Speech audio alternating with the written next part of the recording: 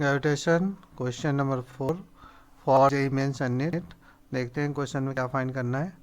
Gravitational field intensity due to ring at a point on the axial line.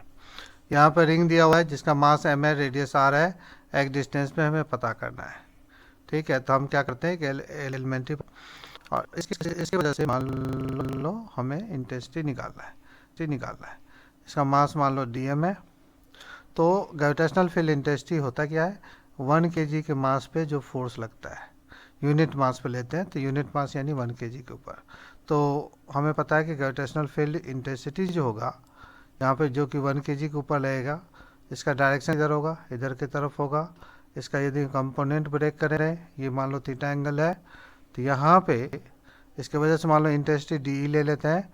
D का component जिधर angle उधर cos theta हो जाएगा, तो डी कॉस थीटा हो जाएगा।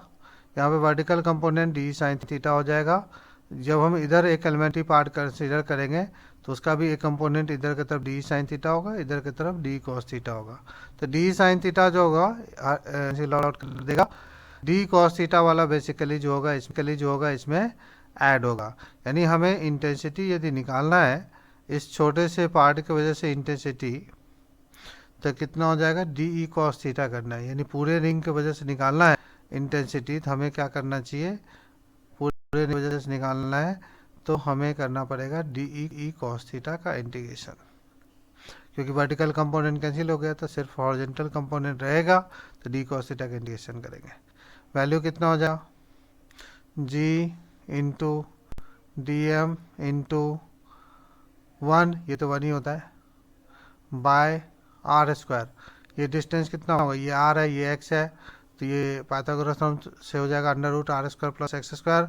फार्मूला में आर स्क्वायर है तो क्या हो जाएगा, रूट हट जाएगा, तो ये हो जाएगा r square plus x square into cos theta की वैल्यू बेस बाय हाइपोटेनस यानी x by under root r square plus x square हो जाएगा। अब इसका हम क्या करेंगे, जो भी कांस्टेंट है उनको तो बाहर निकाल लेंगे। तो यहाँ पे जी एक्स भी यहाँ पे कांस्टेंट है, by r square plus x square power 3/2, तो ये बाहर आ जाएगा।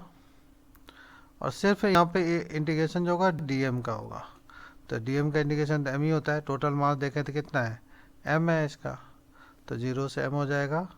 तो ये हो जाएगा फाइनल इंटीग्रेशन करके आ जाएगा G M x by square plus x square power 3/2, बस।